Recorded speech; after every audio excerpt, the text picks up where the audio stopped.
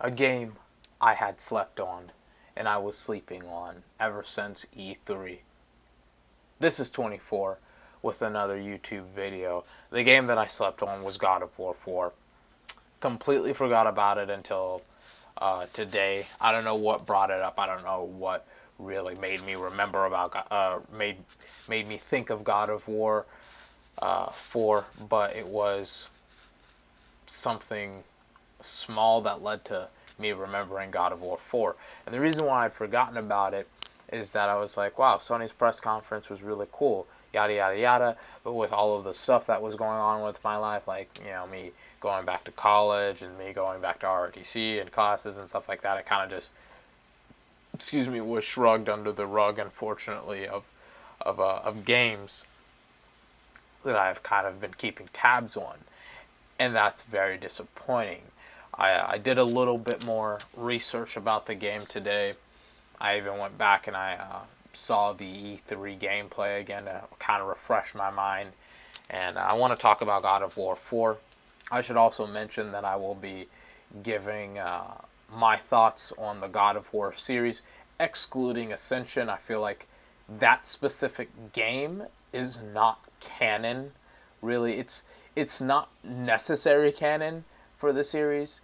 Like, there are PSP games that are more significant to the actual storyline of Kratos than than Ascension, and I have played every single game except for one of the PSP games. But really, that talks about Hercules. So next week, from tomorrow until Wednesday, I will talk about God of War 1, 2, and 3, and Thursday and Friday I'll talk about RPGs and stuff like that. And the weekend I'll probably have off for myself, maybe not.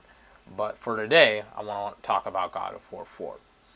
So the game director had actually tweeted out, or there was this tweet from the game director supposedly that the game was over 100 hours long. That is incorrect. He actually clarified that it wasn't. But what he said is that the world is semi-open world. And that semi-ness is very interesting to me because it reminds me of another Sony exclusive that came out in 2013 by the name of The Last of Us. I think it actually came out in 2012, but it was released on the PS4 in 2013. No. It was released in 2014 for the PS4, 2013 for the PS3, right? Where there were these areas in The Last of Us where you are trying to find resources in these hotels that you were in these homes, and these areas that were completely abandoned that didn't necessarily say, hey, you can go everywhere in the game, but more along the lines that there is this sandbox for you to explore or not to explore. And really, there's not any obvious barriers with that game, or there wasn't really any obvious barriers with that game. It was more along the lines that your forward progression was almost as important as your scavenging. And I think that that God of War 4 will have some of those aspects in its open world. But a very cool dynamic of the game, besides just the semi-open worldness of the game, is the father and son dynamic between Kratos and his son. And it's very interesting. The first part about the game, it actually shows the son. It doesn't show Kratos, it shows the son, which I thought was very intriguing because the whole story of the game is about the God of War. It's about Kratos. It's about his ascension to, or the game series, excuse me, is about Kratos' ascension and descent from the God of War, right? And to have it and to have it for the first trailer focus on his son is kind of interesting to me. And even though, and if you aren't aware of the where and when the game is being set, apparently it's Norse mythology this time and not Greek mythology this time. And if you remember, or I shouldn't say if you remember, but in God of War 3, the final game that progressed the series, and obviously these are spoilers to the entire series, but Kratos essentially destroyed the world. The Greek gods had given balance to the world. If you killed Poseidon, for example, when you killed Poseidon, he was the first boss in the game, you had disrupted the seas. They had flooded, they had become uncontrollable, and they had killed a bunch of people. When you killed Hades, the god of the underworld was in chaos. When you finally killed Zeus, the skies turned black and there was tornadoes, and you had hope inside you, like the actual, not like the emotion, but the belief of hope inside you as Kratos, and you release that to the planet, and that's the most powerful force on the planet, and it actually fixed the planet and made it better, and you had escaped, and that was the last that you saw of Kratos, right? So to see him in a Norse mythology is kind of interesting with the sun. I'll kind of get into that dynamic later on, but there's not even the dynamic, just the kind of the family ties with the sun. But the seamless there is a transition between the sun and Kratos, and it's very seamless. When you were fighting, not, I shouldn't say you, but during the E3 demo, Kratos was fighting this monster. It wasn't a Cyclops. It wasn't a Cyclops. It was kind of like a giant with ram horns attached to the side of its head. And Kratos had actually pinned it, and he was saying, "No, son, I'll bring it down.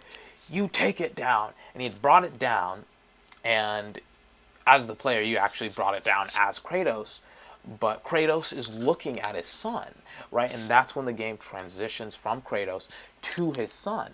And as the son, you have your bow drawn, and you're trying to target the monster, and you actually hit Kratos, right? And I thought that was pretty funny, but also very serious, because Kratos is trying to teach him how to kill shit. Ironically, why? I don't know. It's, there hasn't really been a lot that's been released about this game, but as Kratos, you're trying to teach him how to kill a deer, right? And you stumble across this monster, and you and your son get into this fight, and Kratos pins him down, and he tries to shoot him. Doesn't work, so Kratos has to finish off the monster by himself. Speaking of the combat, boy, does it look interesting. It looks interesting in the simple fact that it's more singular, and it's more detailed, I would say. And what I mean by singular is that it's one-on-one now. It's not like you're taking on 30 guys at a time as Kratos, which I still think Kratos can. He's still the God of War, man. I still think he can do that, but I think that now that Santa Monica was like, okay, it was kind of a lot less personal with some of these grunts that Kratos was killing. Now we're going to make him really get in the trenches and work to kill these grunts. Right now, it's not like he can just rely on being the God of War, having, these huge ass muscles and shit like that, and is able to kill these grunts super easily. Now that you're going to have to put in a little bit of work to kill the grunts.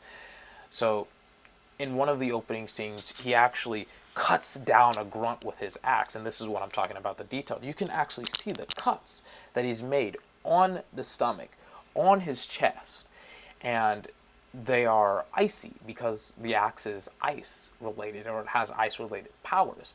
And when Kratos actually executes the grunt, he takes his axe, he puts a hole, or he puts a cut in the monster. He sheathes the axe, puts his hands in the cut, rips the monster open, rips the grunt over, okay? So now, in the next scene, or in that very same scene, two more grunts come out over these ledges. They kind of surround Kratos. So Kratos takes his axe, throws it towards one of the grunts. It impales the grunt on a stone wall, and it freezes him in place, right? So now he's going to town. He's throwing punches, he's throwing body shots, he's cracking skulls. Then, once he takes on the first grunt, he moves on to the grunt that he threw his axe with, takes out the axe, and pretty much crushes the grunt with his axe. It was cool, and it showed. And I was like, Kratos can do that. That's Kratos. But he seems to be taking his combat a lot slower. It's a lot more singular, right? I'm trying to think of a game that really does that. That's kind of like hands-on, and again, Last of Us, if you remember these the silent takedowns, you can remember the struggle that some of the clickers put up, or even some of just the regular zombies and some of the grunts they put up. You know, they were kind of scratching at your face. They were trying to struggle, reach out from behind them to try and save their own ass. And Joel prevented them from doing that because, you know, and he had to increase the fight that he had to put out so that way they wouldn't fight, you know, to live, or that way the fight to live would eventually go out. Kratos is kind of doing that, I think. Speaking of Kratos, a lot seems to happen with that specific character. He's grown out a beard, looks cool. He still looks the same thing. My only concern is that I really wasn't able to see the scar that was kind of on his stomach, that showed where he was impaled by the blade of Olympus when he was fighting against Zeus. That's my only real concern. It wasn't very obvious. I need to go back and look at it again. I don't think it was that obvious. If not, it wasn't there whatsoever. It's probably just a design flaw for now, because they're pretty good at getting that. Because he's had that impale mark on his stomach since God of War 2. They're pretty good with keeping up with some of the very fatal wounds that Kratos has received. Excuse me. And one of the most important aspects of the design of Kratos, the character design, is his arms. His arms are the most important aspect because they carry. I think it was either the chains of Olympus or something like that. It was chains on his arms, kind of representing his slavery to Ares, right? Because with these chains, he had gained massive amounts of power, but at the same token, he had now become Ares's personal assassin, or Ares' champion, I would say. I think that's a better word, not necessarily assassin, right? And with those chains, it represented his devotion to the gods and what he had done to his family.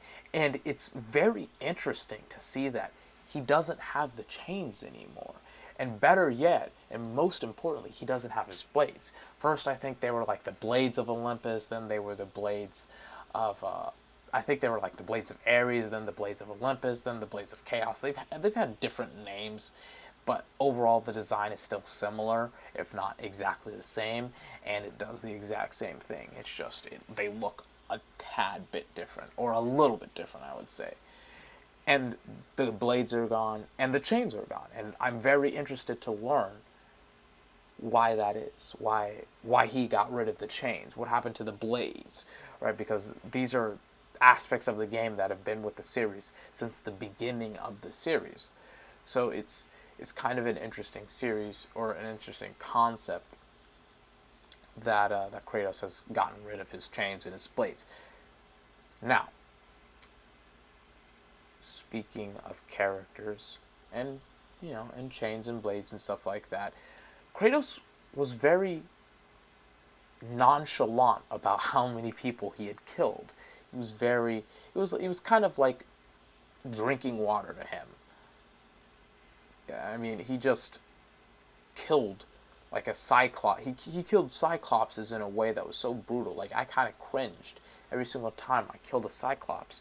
Where in God of War 3, more specifically, where you would take out their eye, you would rip it out, and you could see the veins. And this was really kind of like unheard of in video games before the God of War series. These very brutal execution style of killing things, where in God of War 3 you took out the Cyclops eye, you could see the veins. And I think the way that you actually killed it was you got out one of your blades. I think it was the right-handed one, or the left-handed one, because he had just taken out the eye with his right hand, and you had actually just used his body as a way of getting down to the ground, because the Cyclops' body was like 15 feet in the air. So you would use his torso as a way of actually getting down. And on your way down, you would take in your blade and you would actually cut into his torso.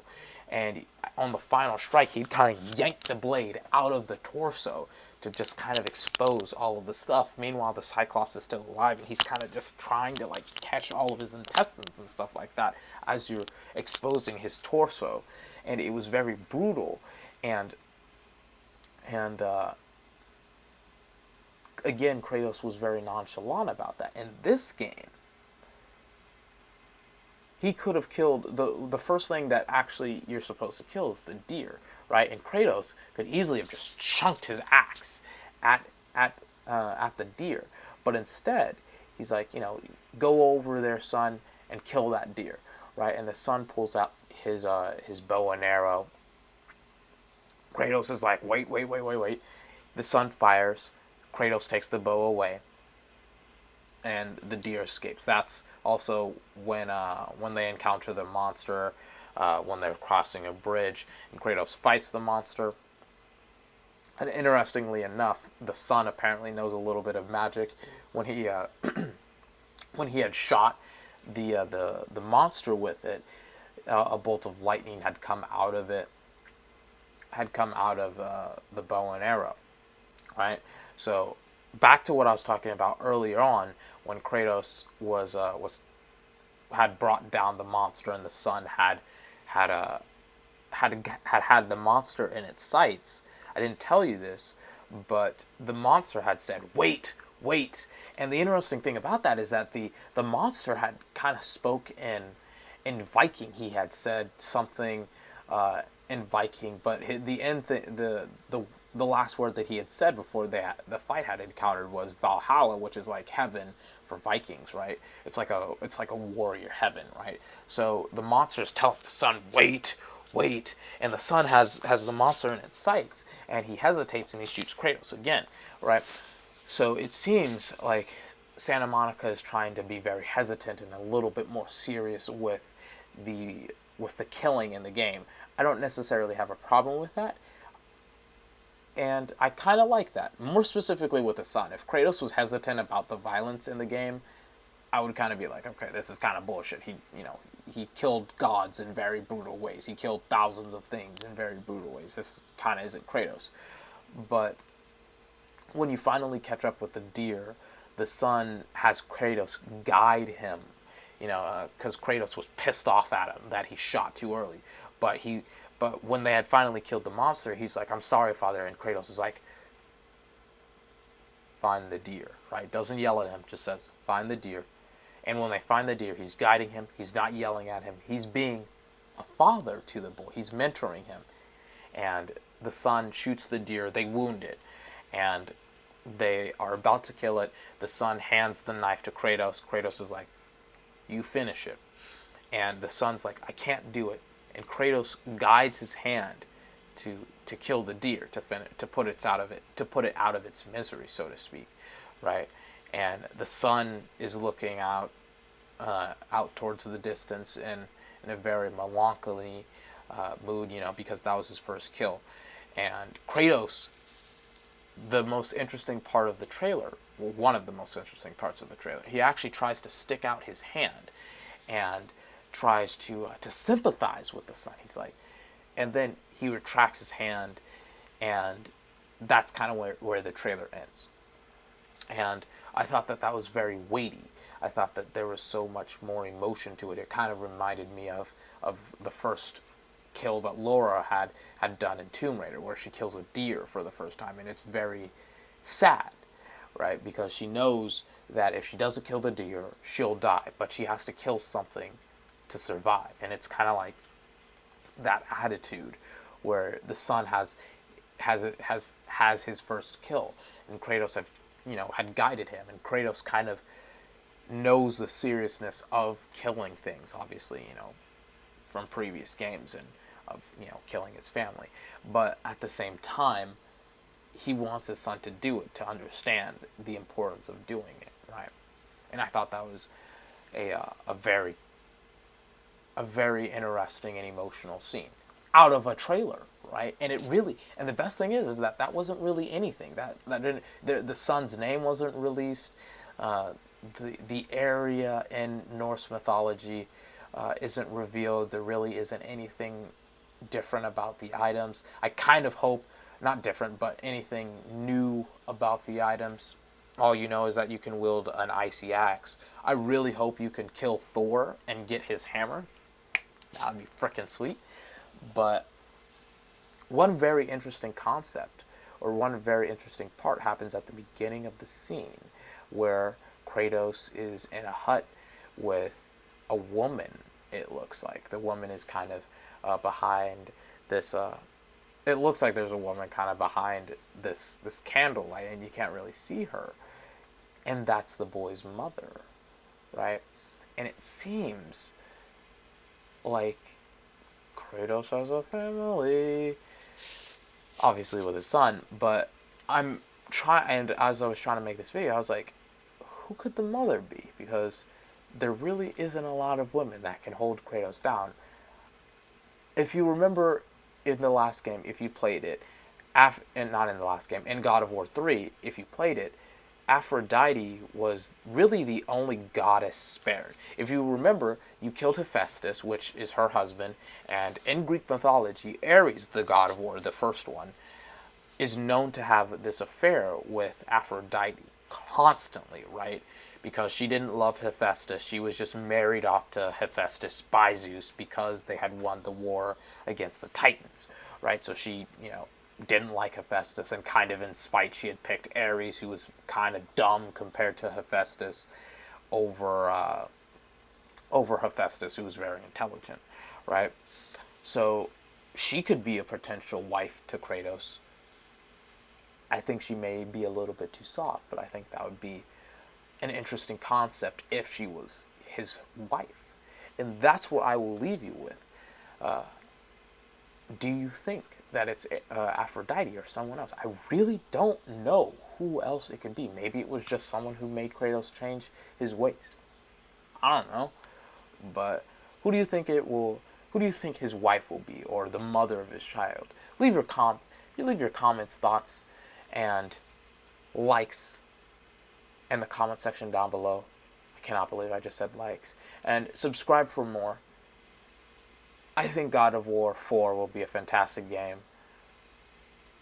I can't believe I slept on it. Remember, I will be posting videos about the God of War series, not the PSP games or Ascension, in the coming week. And I will also be talking about my 2 favorite RPGs in the Final Fantasy series. Stay tuned for those 2 games and for this week. Until then, I will see you next time, and that's where I'll leave you off. It's been 24, and it's been real.